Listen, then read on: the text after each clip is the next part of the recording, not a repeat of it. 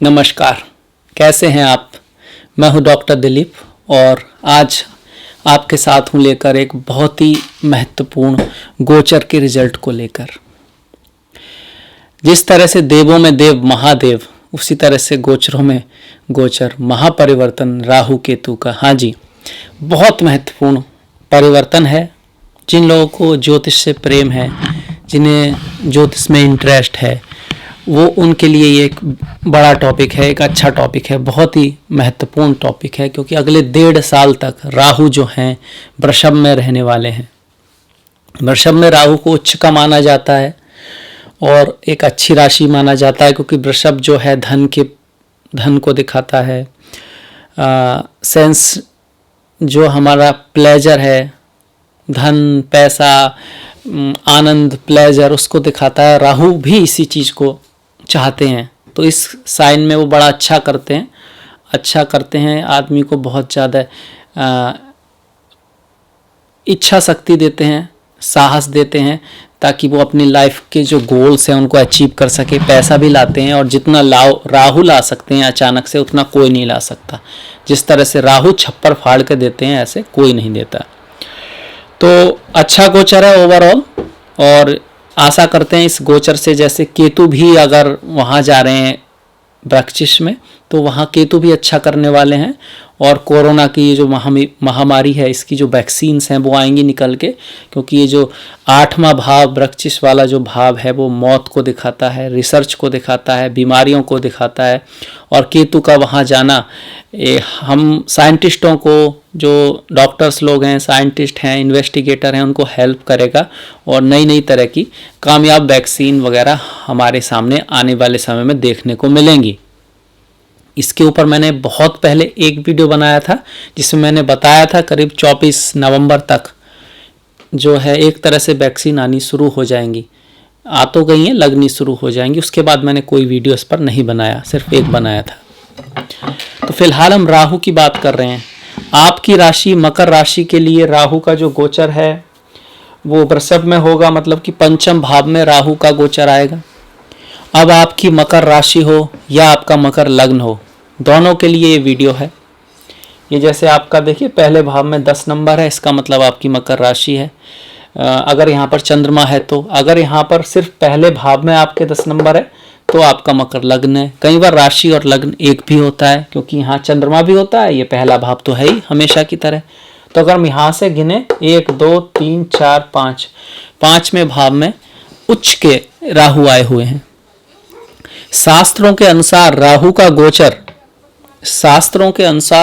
गोचर तीसरे, छठे, 10वें और 11वें भाव में चंद्रमा से और लग्न से अच्छा माना गया है। तो यहाँ से आपको पता लग गया, आपके तो 5वें में आ रहा है, तो उनमें से तो नहीं आ रहा जो ऑस्पिशियस हैं, वो तो तीसरा, छठा, 10वां और 11वां भाव है, वो उपच्य हाउस है एक तरह से। पर ऐसा क्यों कहा गया कि यहाँ पर शुभ है? लग्न से तीसरे, छठे, 10वें, 11वें, ऐसा क्यों कहा गया? क्योंकि वास्तविकता यह है कि राहु जिस भी भाव से तीसरे, छठे, 10वें, 11वें होते हैं वहाँ का शुभ फल देते हैं। तो चूंकि लग्न से तीसरे, छठे, 10वें, 11वें है, तो इन स्थानों को शुभ माना गया कि सबसे ज़्यादा महत्वपूर्ण तो लग्न ही है, सबसे ज़्यादा महत्वपूर्ण तो राशि ही है। तो इस वजह से उन भावों में कहा गया कि भाई ये जो गोचर है वो सबसे अच्छा है, सबसे महत्वपूर्ण है, ये अच्छा करने वाला है। पर दूसरे सारे गोचर भी बुरे नहीं होते हैं। वो भी उन गोचरों में भी जिस भी भाव से राहु तीसरा, छठा, 10वां, 11वां होगा, उसके राहु अच्छे फल देने की कोशिश करते हैं और अच्छे फल देते भी हैं, अगर आपकी कुंडली में राहु अच्छे हैं और स्ट्रांग हैं। तो ये गोचर भी बुरा नहीं है। हालांकि आपकी 7.5 चल रही है, 7.5 की दूसरी फेज चल रही है, और राहु का गोचर भी अब छठे से पंचम में आ गया है। तो थोड़ा सा हेल्थ का तो ध्यान रखना होगा, और कह सकते हैं रोग, ऋण, शत्रु, इसका थोड़ा सा ध्यान रखना होगा। किसी से फालतू की बातों में ना उलझें, उसमें खर्चा ज़्यादा हो सकता है, उससे नुकसान ही हो सकता है। और अपने काम से काम रखें और अपने लक्ष्य की तरफ, गोल की तरफ बढ़ते रहें। तो बहुत कुछ अच्छा भी ये राहु लेकर आए हैं। इससे पहले हम राहु के बारे में बताएं, थोड़ा सा राहु का बता देते हैं हल्का सा कि राहु क्या है, कैसे राहु की उत्पत्ति हुई। उसके बाद आपकी जो कुंडली है उसमें हर एक फील्ड के बारे में क्या राहु का रिजल्ट रहेगा, क्या हम रेमेडी कर सकते हैं, क्या महाशक्तिशाली जादुई रेमेडी है जिससे आप इस चीज़ को काफ़ी हद तक जो थोड़ा बहुत माइनस है उसको कम किया जा सकता है, वो सारी बातें करेंगे। देखिए, राहु का जो जन्म हुआ था वो समुद्र मंथन के बाद हुआ था। समुद्र मंथन के बाद हुआ था।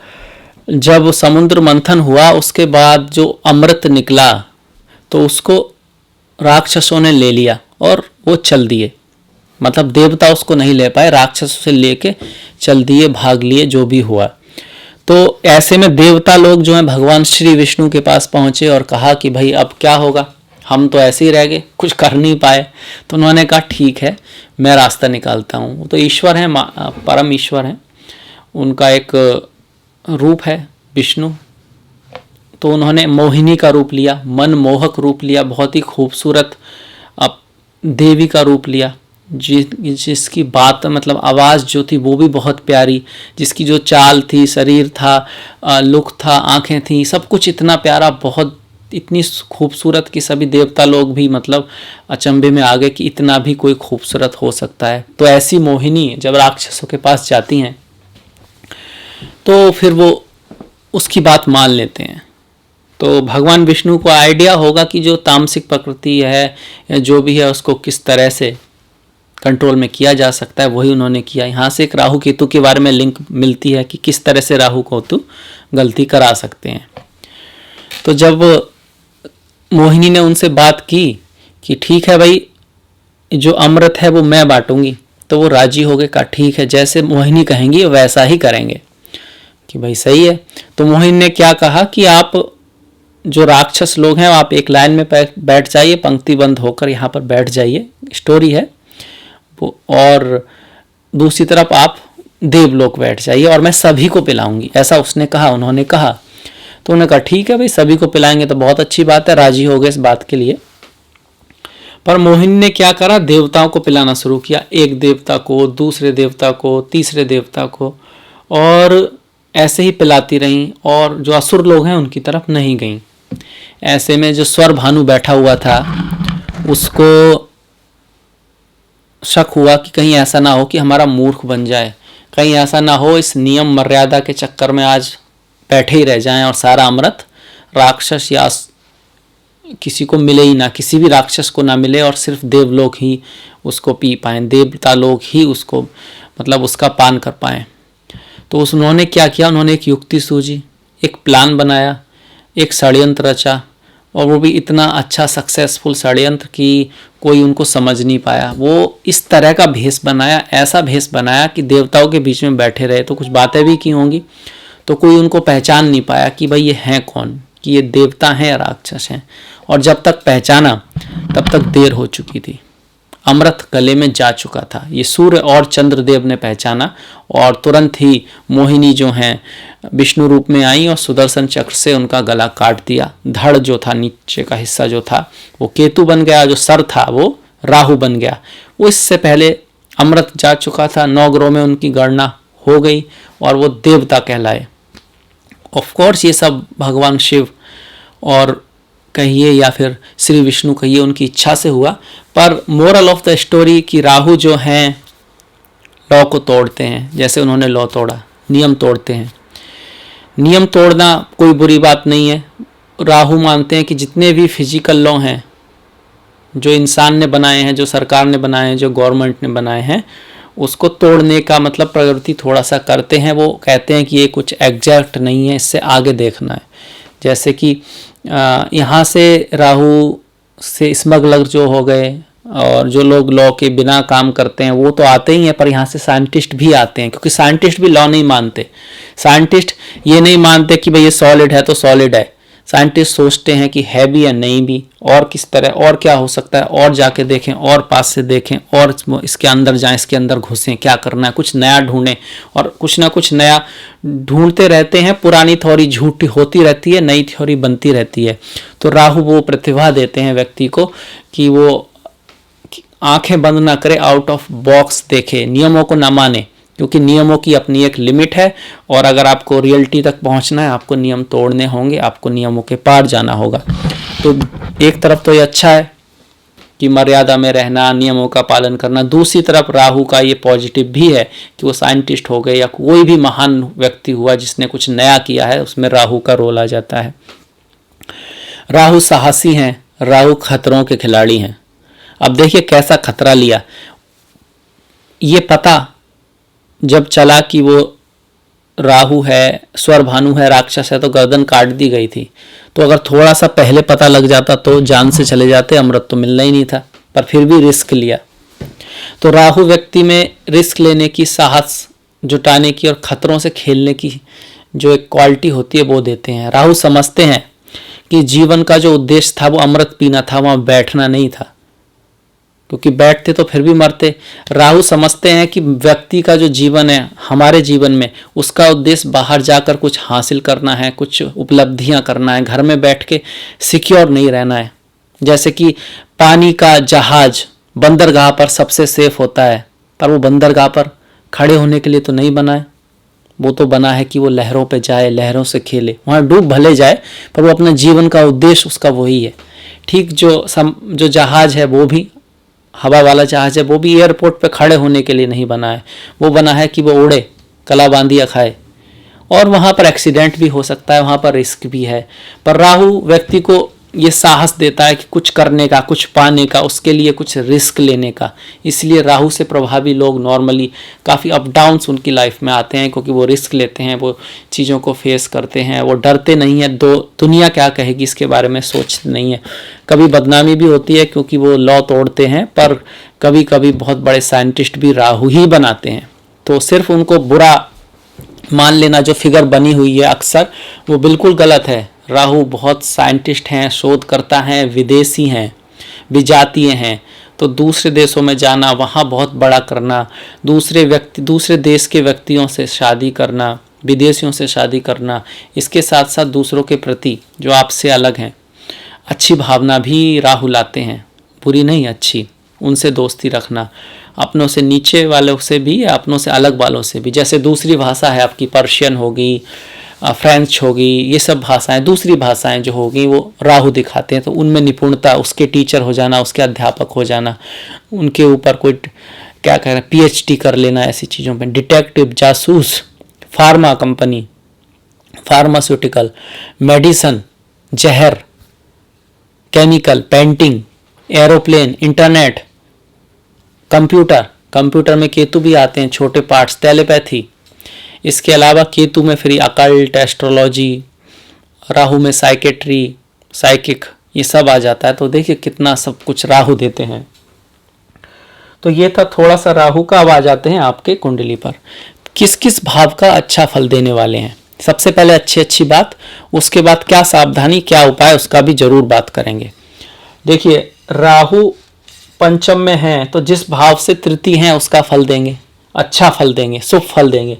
तो तीसरे भाव से गिने तो 3, 4, 5, तीसरे भाव का शुभ फल देंगे, पराक्रम का शुभ फल देंगे। अगर आप मेहनत करते हैं तो आपको रिजल्ट मिलेगा, अगर आप कम्युनिकेशन करते हैं आपको रिजल्ट मिलेगा। आपके पड़ोसी, आपके जो दोस्त वगैरह हैं, अगर उनसे आप बना के रखते हैं और उनके थ्रू कुछ अचीव करना चाहते हैं, उनके साथ कुछ अचीव करना चाहते हैं, तो उसमें आपको सक्सेस मिलेगी। अगर आपका काम मीडिया का है, कम्युनिकेशन का है, इस तरह का है जिसमें यात्राओं का महत्व है, तो भी आपको ये 1.5 साल बहुत अच्छे जाएंगे। अच्छा, यहाँ एक खास बात है कि पूरा का पूरा राहु ऐसा नहीं है कि 1.5 साल अच्छे जाएंगे। राहु की खास बात है अचानक से देते हैं, जब आपको उम्मीद ना हो तब देते हैं, और कभी भी दे सकते हैं।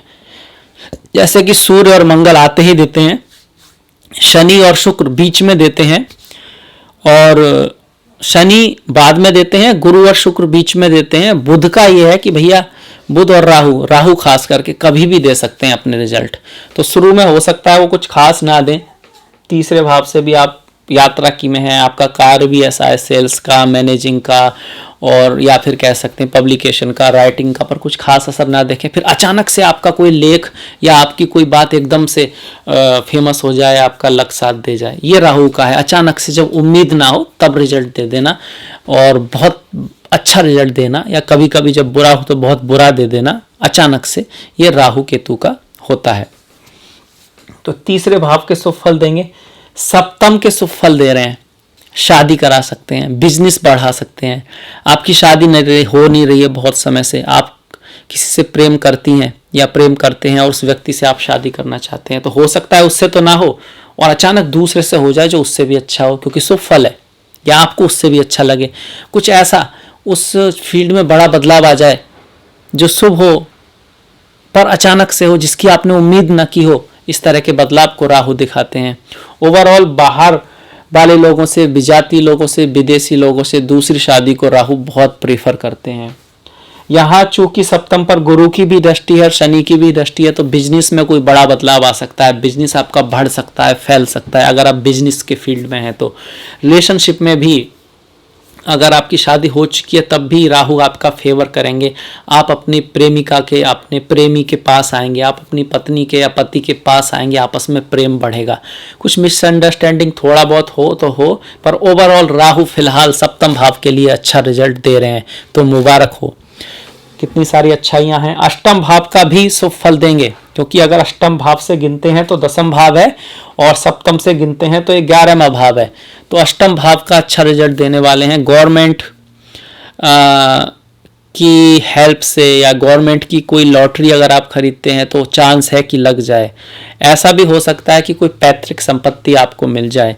घर में अगर बंटवारा आदि होता है, ऐसी चांसेस है, तो उसमें आपको आपका जो शेयर है वो आपसे उम्मीद से थोड़ा ज़्यादा आपको मिल जाए। इस तरह की यहाँ पे संभावना जो है बनी हुई है और अच्छी संभावना बनी हुई है। सास ससुर के थ्रू, बीमे के थ्रू, इसके अलावा अगर आप अकल्ट में हैं, एस्ट्रोलॉजी में हैं, ज्योतिष में हैं और किसी ऐसी साइंस में हैं, रिसर्च में हैं, आप पीएचडी कर रहे हैं, आप स्टूडेंट हैं और आप किसी चीज़ पर रिसर्च कर रहे हैं, तो उसमें भी बहुत अच्छा चांस है कि हाँ आपको सक्सेस मिलेगी इस साल। विद्या के लिए अच्छे हैं, एजुकेशन के लिए अच्छे हैं, हालांकि मन थोड़ा इधर उधर भटकेगा, पर अगर आप रिसर्च में हैं, अपने मन पसंद कार्य में हैं, तो आप काफ़ी उसके अंदर जा पाएंगे, काफ़ी उसमें नई चीज़ निकाल के बाहर लाएंगे, तो ये बहुत अच्छी बात है। इसके अलावा 12वें भाव का शुभ फल देंगे। विदेश, अगर आप विदेश में हैं, अगर आप बाहर जा रहे हैं, बाहर काम करते हैं, कहीं विदेश में काम करते हैं, किसी मल्टीनेशनल कंपनी में काम करते हैं, किसी इंटरनेशनल कंपनी में काम करते हैं, आप किसी विदेशी प्रोडक्ट को बेचते हैं या खरीदते हैं, किसी भी तरह से आपका कार्य का ताल्लुक यात्राओं से है, बड़ी यात्राओं से है, तब भी आप अच्छा करेंगे, उस फील्ड में अच्छा करेंगे। और ये कह सकते हैं कि वैकेशन, अच्छी छुट्टियां बिताने को आपको मिलेगा, आराम मिलेगा आपको। और पति और पत्नी के बीच जो प्रेम होता है, जो शारीरिक प्रेम होता है, वो शारीरिक सुख होता है, वो बढ़ेगा। उस मतलब उसके चांस यहाँ पर राहु अच्छे कर रहे हैं, तो काफ़ी सारी अच्छी चीज़ें लेकर आए हैं।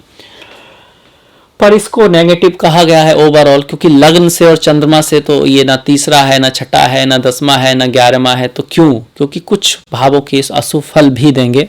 तो लग्न से नहीं है तो मन थोड़ा, बुद्धि थोड़ा सा, निर्णय जो लेने हैं बड़ा सोच समझ कर लेने हैं, और ताकि निर्णय सही हो। एक तो एक्सपर्ट की राय ली जा सकती है उस क्षेत्र में, दूसरा ये है कि अच्छी इनपुट जाए शरीर के अंदर, मन के अंदर, आत्मा के अंदर। शरीर के लिए योगा प्राणायाम करें, मन और आत्मा के लिए, मन के लिए विशेषकर, आत्मा तो स्वयं परमात्मा है, उसके लिए अच्छी किताबें, अच्छी books are the best friends.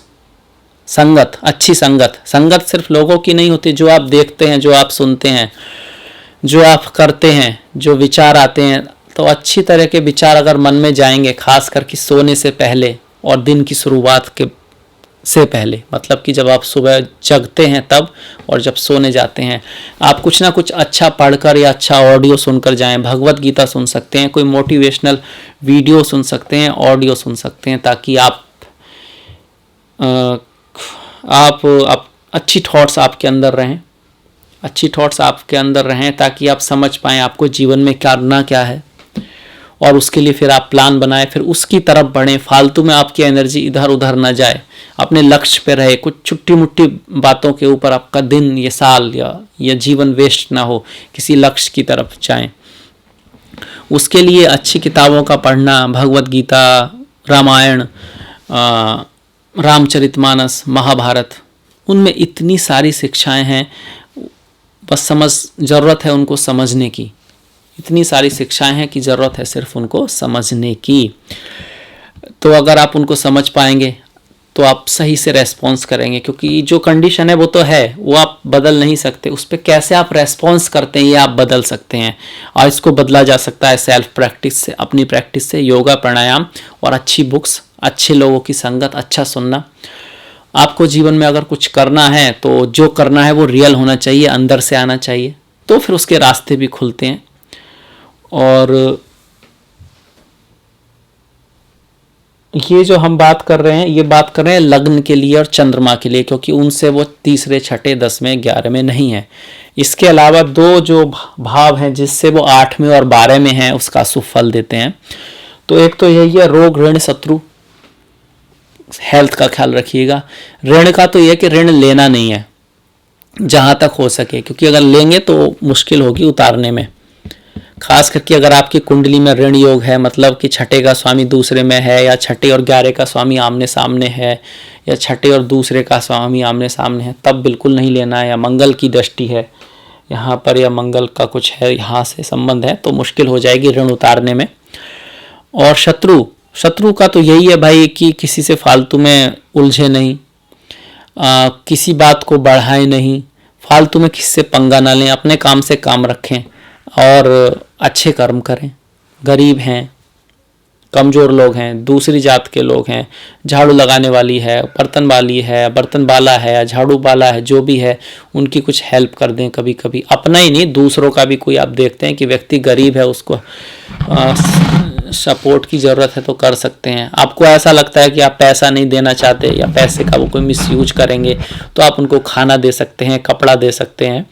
और बिल्कुल ही बाहर, जैसे मंदिर के बाहर कभी भिखारी लोग बैठे होते हैं, या आप देखते हैं कोई वृद्ध स्त्री है, वृद्ध पुरुष है जो मेहनत भी कर रहा है, छोटी सी दुकान लगा रहा है बेचारा, तो उसका सामान खरीद कर या उसको किसी भी तरह से इन लोगों की हेल्प करना, ये प्रैक्टिकल रेमेडी है। इनके प्रति अच्छी भावना रखना, सम्मान रखना। इसके साथ साथ माता दुर्गा की पूजा, ओम दुम दुर्गाय नमः, दुर्गा सप्तशती का पाठ, दुर्गा कवच, ये राहु की अचूक रेमेडी हैं, ये काम करती ही करती हैं। और इसके साथ साथ भगवान भैरव की, वो भगवान शिव के ही हैं अवतार एक तरह से। भैरव महाराज की पूजा भी बहुत स्ट्रॉन्ग, इसकी अचूक गोल्डन रेमेडी है।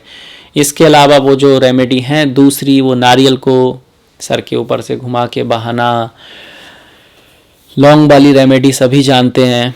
और नारियल के अंदर आटा थोड़ा सा मीठा रख के ज़मीन में गाड़ाना, इससे क्या होगा कि चींटियाँ खाएंगी बहुत सारी। तो इतने सारे लोगों को तो आप खाना खिला नहीं सकते, पर उसको करोड़ों चींटियाँ खाएंगी, तो वो जो पुण्य आएगा वो आपको लगेगा।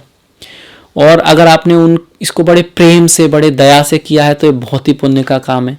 कोई भी अगर आपने उसे ऐसे ही कर दिया है तो फिजिकल पुण्य तो आपको लगेगा, क्योंकि 3 तरह का कर्म होता है। एक तो फिजिकल जो आप कर रहे हैं, दूसरा है मेंटल, सोच के लेवल पर, तीसरा है वाणी, कैसा आप बोलते हैं, तो अच्छा बोलना, सभी के साथ प्यारा बोलना, सभी को अच्छी एडवाइस देना, सभी ग्रहों की रेमेडी है।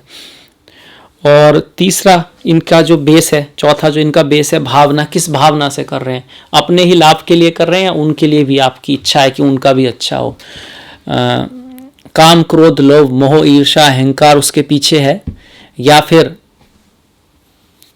परोपकार, प्रेम, शांति। काम, क्रोध, लोभ, मोह, ईर्ष्या, ईर्ष्या का उल्टा हो गया आपका सद्भावना, और सभी में ईश्वर को देख पाना। जैसा भगवान कृष्ण ने कहा है कि जो सभी को मुझ में और सभी में मुझको देख पाता है, वही मुझे वास्तव में समझ पाता है।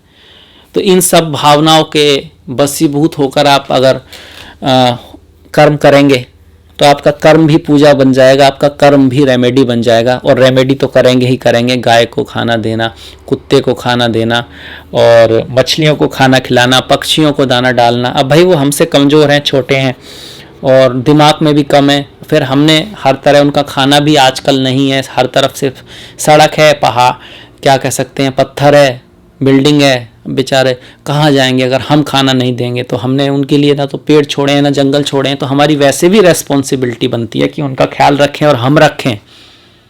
तो अपनी रेस्पॉन्सिबिलिटी तो आपको निभानी है, भले ही राहु अच्छे भी चल रहे हो तब भी। तो ये कुछ रेमेडी हैं। अच्छा, इस सफ़र में जो राहु हैं वो 3 नक्षत्रों से होकर जाएंगे। सितंबर से 23 सितंबर से लेकर जनवरी 2021 तक वो जाएंगे मृगशिरा नक्षत्र जो मंगल का है।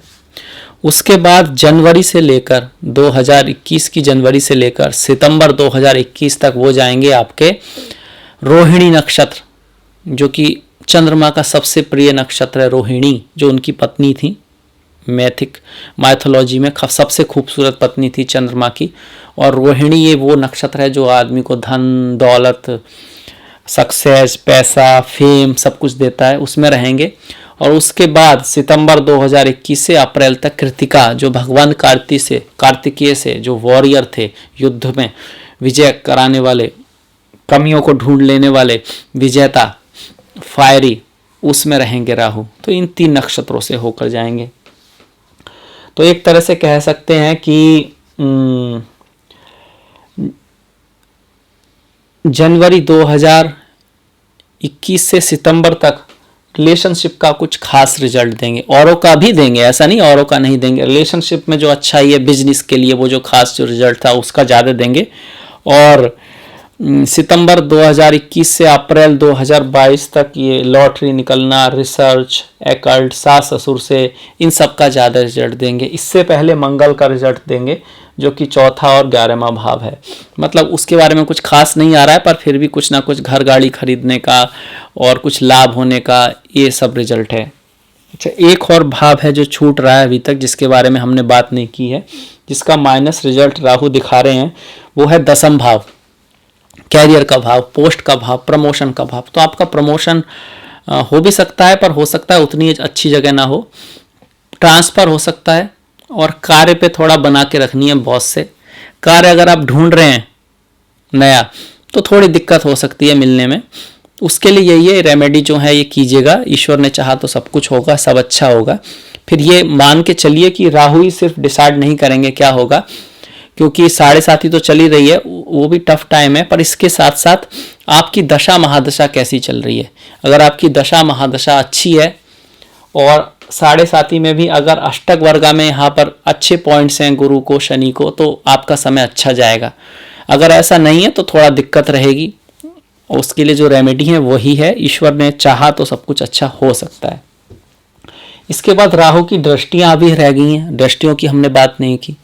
तो राहु की यहाँ से जो 5वीं दृष्टि है द्वितीय भाव से 1 2 3 4 5 भाग्य भाव पर पड़ेगी।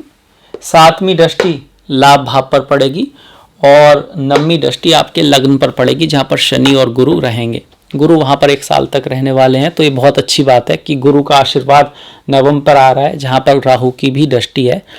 तो एक तरह से पिता से थोड़ा बना के रखें, अपने गुरुओं का आदर करें। यात्रा वगैरह होंगी, उससे लाभ भी हो सकता है। आपका इंटरेस्ट रहेगा फॉरेन कल्चर में, फॉरेन चीज़ों में जानने में। बच्चे थोड़े नोटी हो सकते हैं, बच्चे हो सकता है आपकी थोड़ी कम सुने, विद्या में थोड़ा हो सकता है कम मन लगे। लाभ बड़े भाई से थोड़े रिलेशन में गड़बड़ हो सकती है, पर लाभ होगा, मित्रों से लाभ होगा। हालांकि रिश्तों में थोड़ा सा नाजुकता आ सकती है, मतलब कुछ गलतफहमी हो सकती है, इस तरह की यहाँ पे संभावनाएं हैं। लग्न पर राहु का गोचर, जहाँ पे शनि भी हैं और गुरु भी हैं, तो सही निर्णय लेने में थोड़ी दिक्कत आएगी। आपको अपने ही गुरु, अपने ही लोगों पे थोड़ा सा कह सकते हैं कि शक हो सकता है, या उनसे थोड़ी सी गलतफहमी हो सकती है। इस बात को ध्यान रखना है कि उनका सम्मान करें, अपने धर्म का, अपने गुरुओं का। आप दूसरे धर्म का भी सम्मान करें, उनके गुरुओं का भी सम्मान करें, कोई बात नहीं है, उसको भी जाने, बहुत अच्छी बात है, पर अपने धर्म को भी जाने। पहले से ये निर्णय ना लें कि भाई वहाँ कुछ अच्छा है या वहाँ कुछ बेटर है।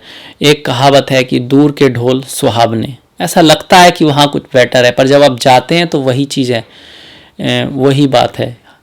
कुछ ऐसा नहीं है जो आपके पास नहीं है वहाँ पर है। हमारी सबसे पुरानी संस्कृति है, हमारा सबसे पुराना धर्म है और ओरिजिनल है, फिर बाद में चीज़ें आई हैं।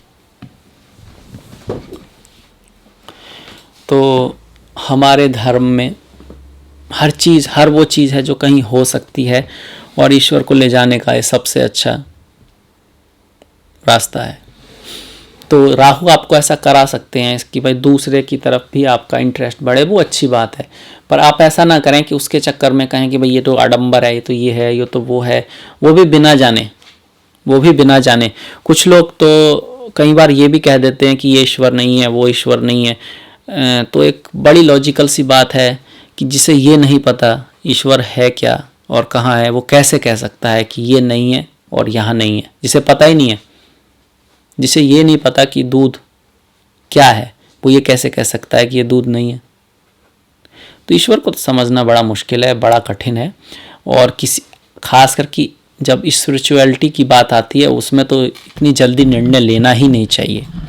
ये निर्णय तो पूरे ज़िंदगी के मंथन के बाद लिए जाते हैं और तभी समझ में आता है कि ईश्वर तो हर जगह है, हर रूप में है, एक भी है, अनेक भी है, हजार भी है, करोड़ भी है। यही ईश्वर है कि वो शब्दों से भी परे है और अंकों से भी परे है।